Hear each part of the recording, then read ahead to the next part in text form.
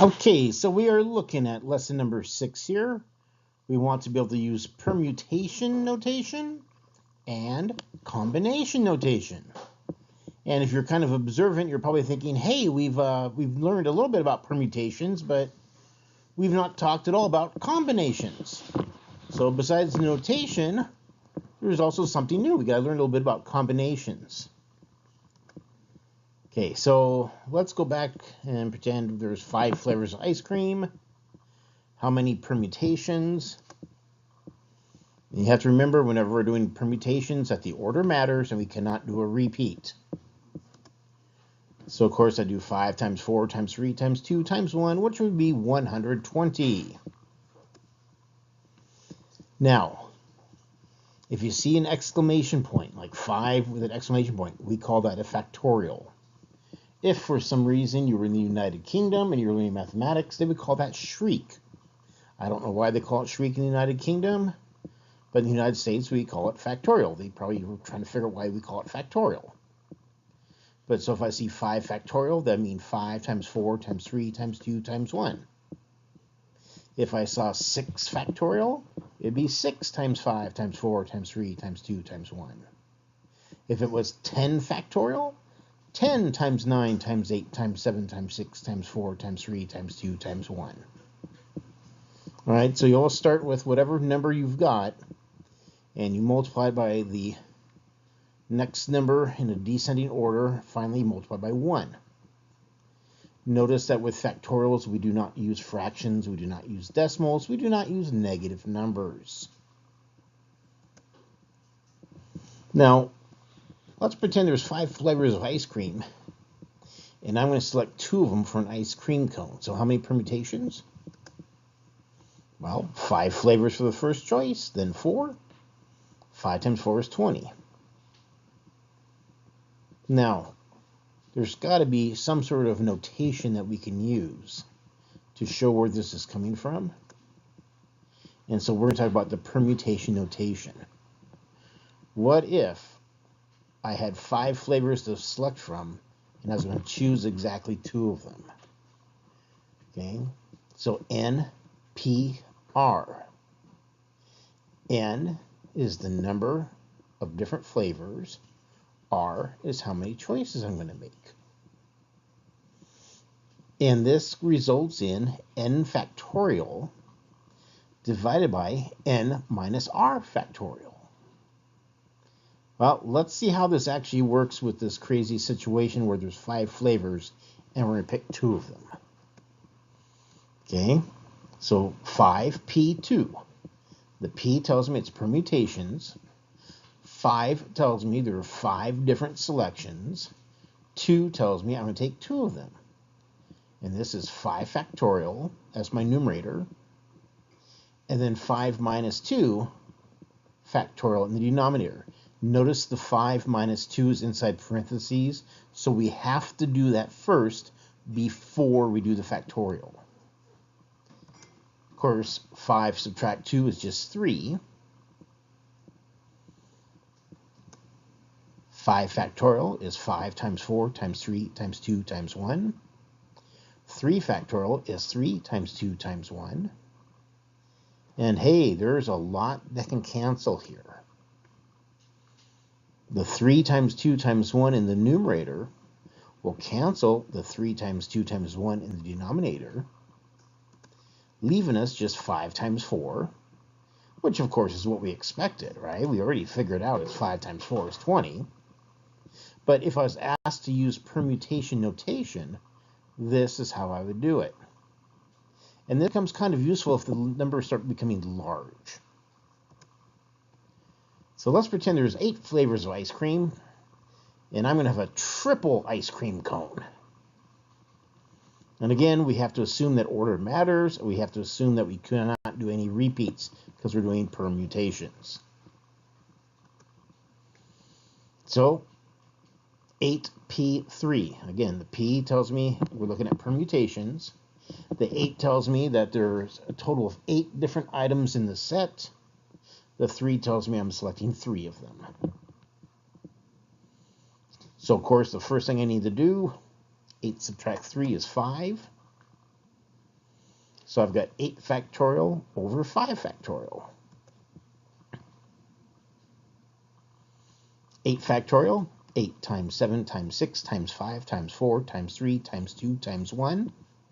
5 factorial, 5 times 4 times 3 times 2 times 1. And of course, there's going to be some cross-canceling here. 5, 4, 3, 2, 1 in the numerator will cancel. 5, 4, 3, 2, 1 in the denominator. Leaves me just 8 times 7 times 6. Now, at this point, I might grab a calculator and say, hey, come on, 8 times 7 is 56, but 56 times 6, I'm not doing that in my head. All right, 336. I'd use a calculator there.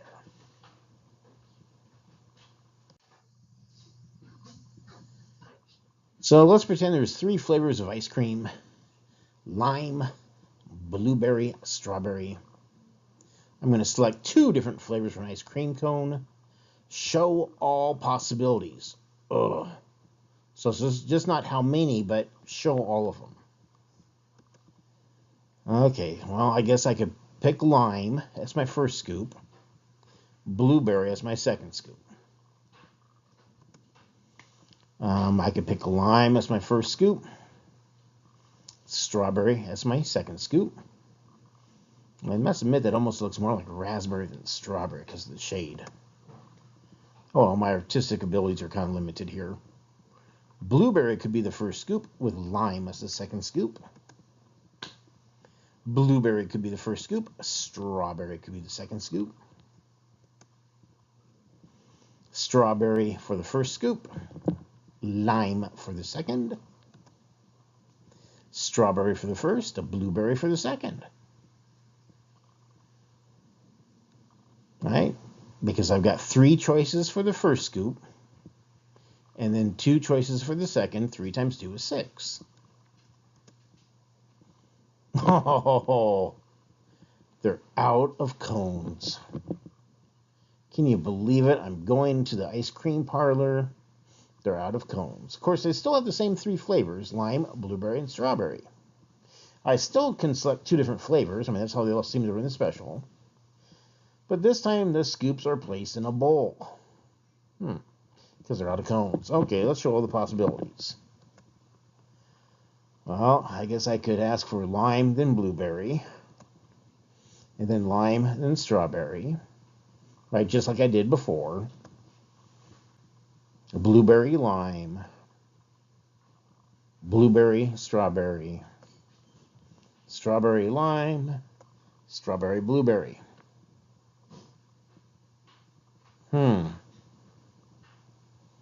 Those ice cream cones are definitely all different. But these bowls? Some of these bowls look suspiciously the same to me.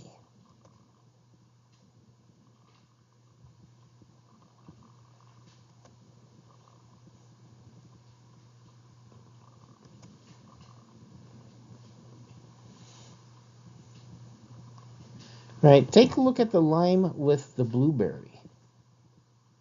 When it's on a cone, it's a very different experience if the blueberry's on top or the lime's on top, right? If I start working on them from the top, I get a very different taste.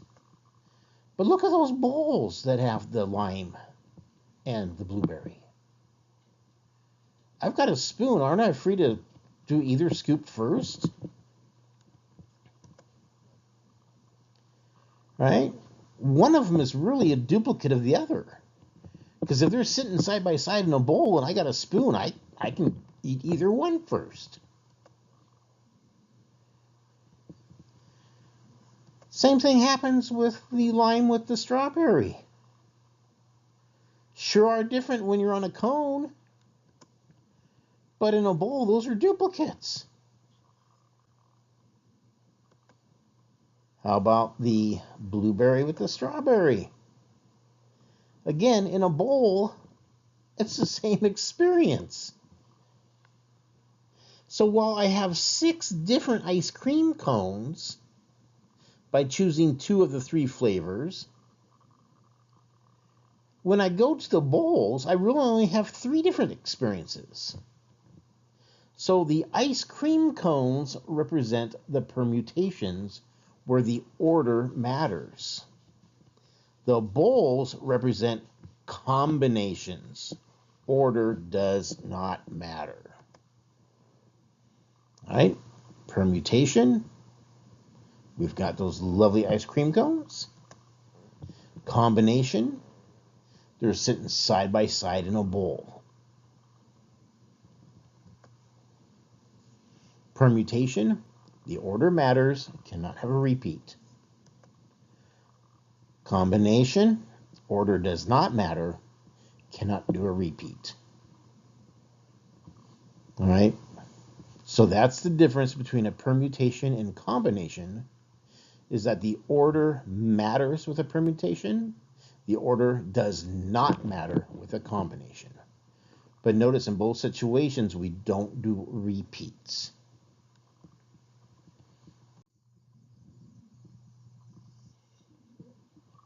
Now again, for permutation, we did NPR, which was n factorial over n minus r quantity factorial. And if we're going to use permutation notation, we already know the answer better be 6 because we just did that with the pictures. If we're going to put them in ice cream cones.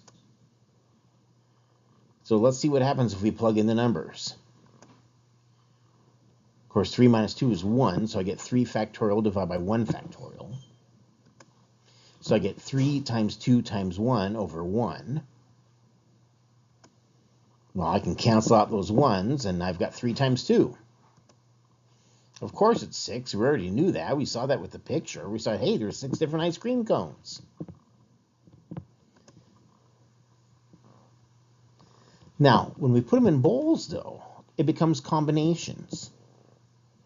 And so we need combination notation. Notice this time it's NCR. Instead of putting a P for permutation, we put C for combination. And this is a little bit different. I still have the n factorial on the numerator. In the denominator, there still is the quantity n minus r factorial. But somebody else has appeared in the denominator. R factorial has appeared in the denominator. Now again, we know the answer better be 3 because when we were looking at the pictures, we said, hey, there's really only 3 different bowls of ice cream. So let's plug in the numbers and see how this plays. So 3C2, there are 3 flavors. I'm doing combinations. I'm taking 2 of them. 3 factorial in the numerator. There's a 3 minus 2 quantity factorial. And then the new player on the block is that little 2 factorial out in front of the denominator. Of course, 3 minus 2 is 1. So in the numerator, I'm going to have 3 times 2 times 1. And then in the denominator, well, 2 factorial is 2 times 1. 1 factorial is 1. Well, I've got a 2 times 1 in the numerator, a 2 times 1 in the denominator. Leaves me with 3 over 1. Of course, 3 divided by 1 is going to be 3. And of course, we should have been able to predict that because we noticed before, hey, at first glance, we might think we got 6 different bowls of ice cream. But when they're sitting side by side and I've got a spoon, 3 of them are duplicates. We don't do duplicates. There are only 3 different bowls of ice cream I could do if the scoops are sitting side by side. So that is how we work with permutation notation and combination notation.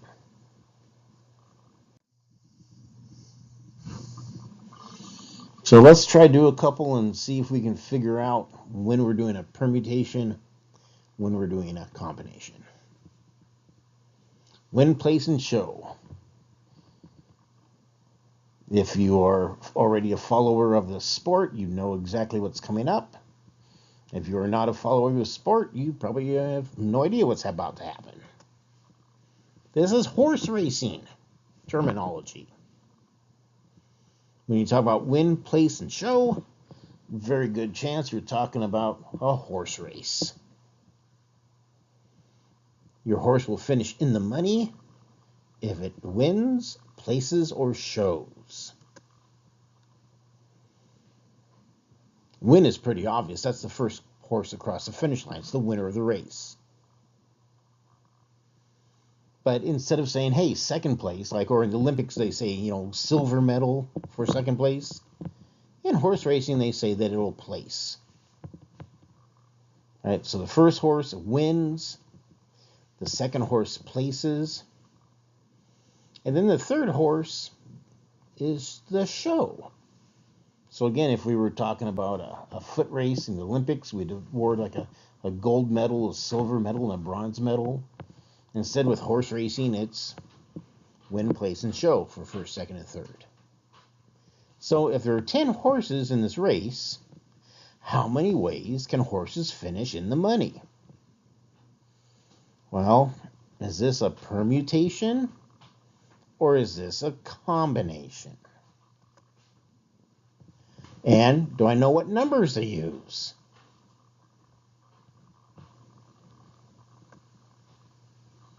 Well, there are 10 horses. I better use the number 10.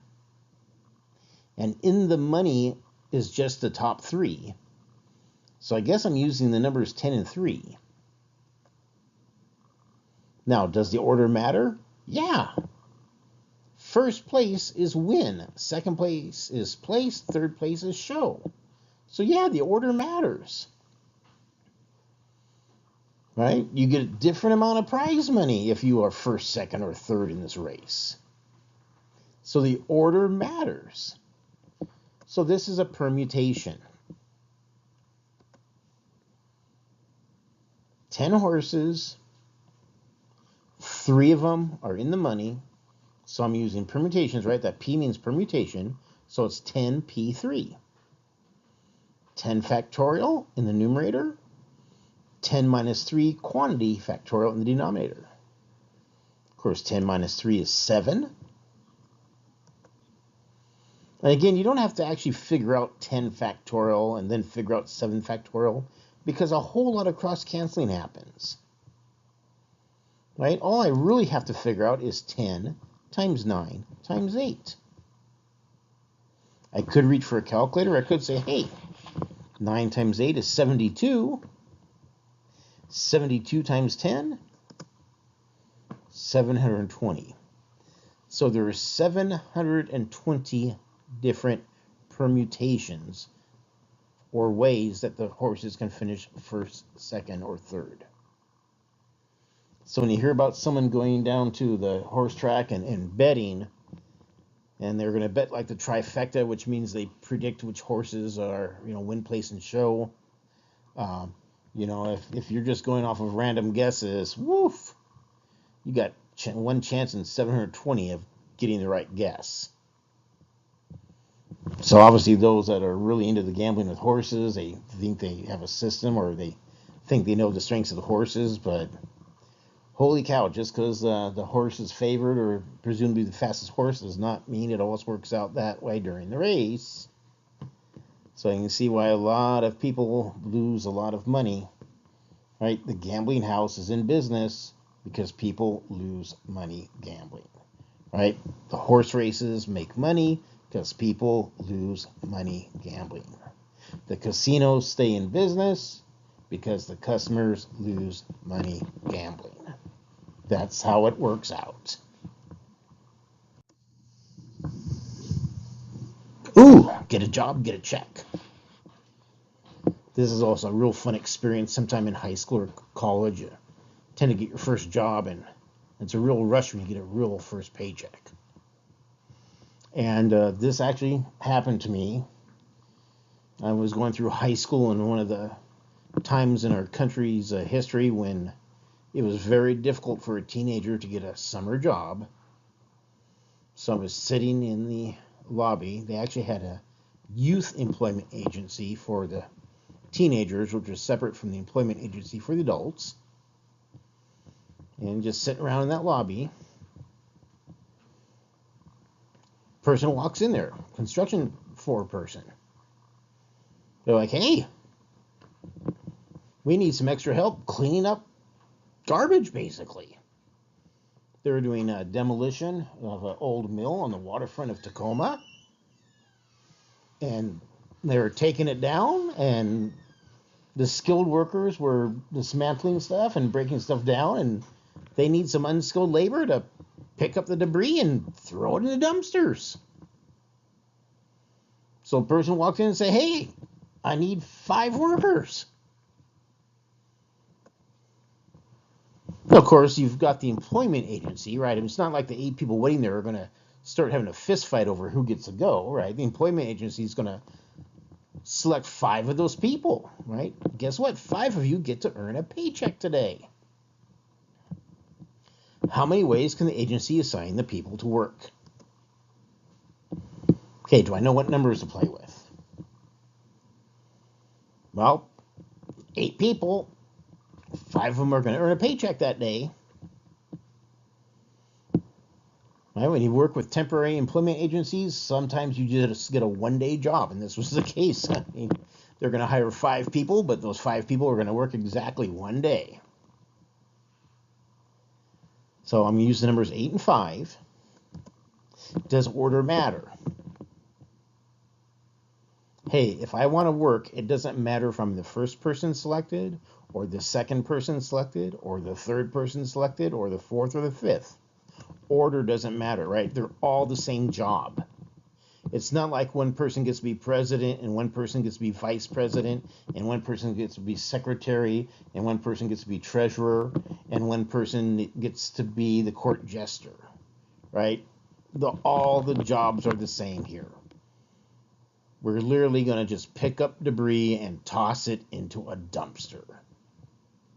So order does not matter. So this is a combination. This is 8C5. Got 8 people hoping to work. The construction foreperson walks in and says, hey, I need 5 workers. 5 of those 8 people are going to get a job for that day. So 8 minus 5 is 3, so I've got 8 factorial in the numerator, 5 factorial, 3 factorial in the denominator. And again, I don't have to actually figure out the value of 8 factorial because that's getting kind of large. Because I know there's going to be a lot of canceling. Right? The 5, 4, 3, 2, 1 from the 8 factorial can cancel the 5, 4, 3, 2, 1 from the 5 factorial.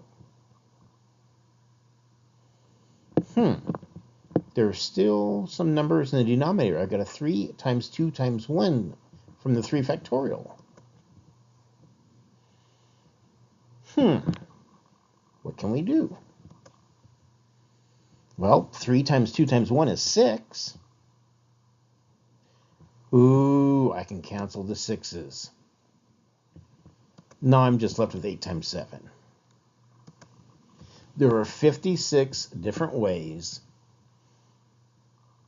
that the temporary agency could have assigned 5 of those 8 teenagers to go out there.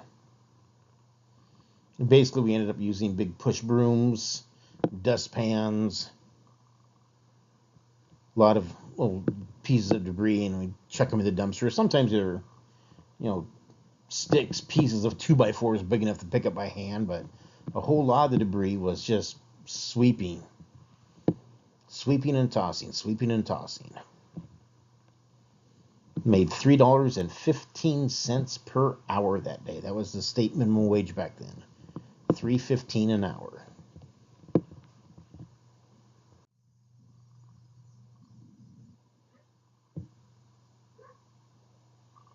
All right, so if the order matters, permutation. If the order doesn't matter, combination. So let's pretend there are 12 items. I've got to select 3 of them, and the order matters. So maybe a classroom has 12 students, and we're going to elect a class president, a class vice president, and a class treasurer, right? Order matters, right? President, vice president, and treasurer are three very different titles. So 12, P3, right? P for permutation. 12, right? Because I got 12 items. Perhaps there are 12 students in a classroom. Select 3, and if the order matters, obviously it's going to be like 3 different jobs, or you're in a line, and obviously if you're the first person in line, that's a very distinct place. Well, 12 minus 3 is 9. 12 factorial divided by 9 factorial. And again, I don't have to figure out the value of 12 factorial. It's kind of a large number, because the 9, 8, 7, 6, 5, 4, 3, 2, 1 from the 12 factorial will cancel the 9, 8, 7, 6, 5, 4, 3, 2, 1 from the 9 factorial. 12 times 11 is 132. Multiply that by 10, you're just slapping a 0 at the end.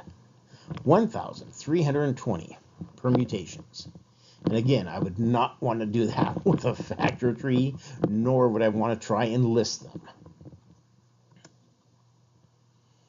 Now, if I got the same 12 items and I select 3, but the order doesn't matter, now it's a combination.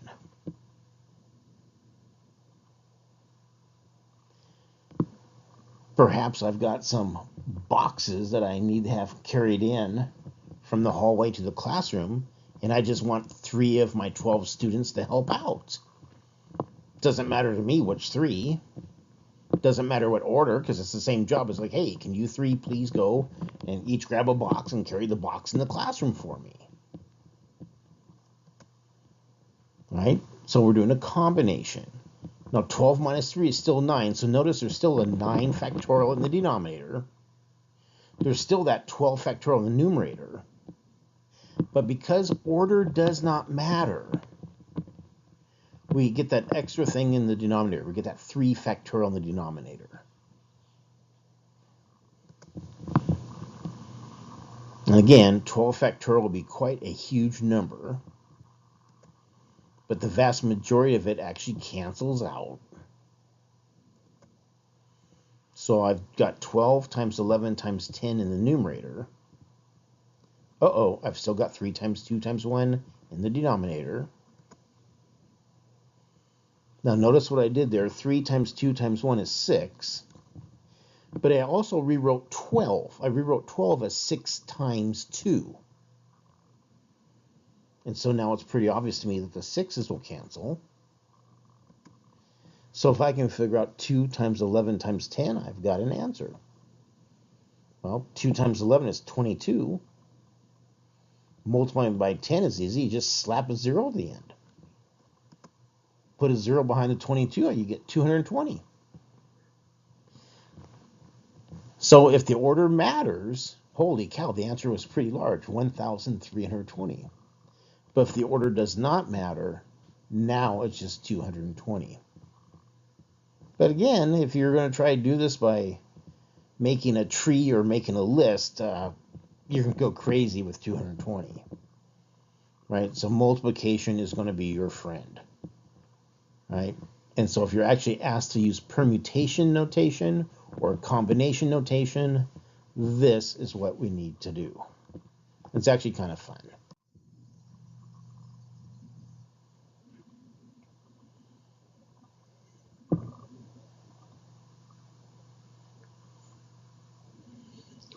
Ooh, we get the Starship Enterprise.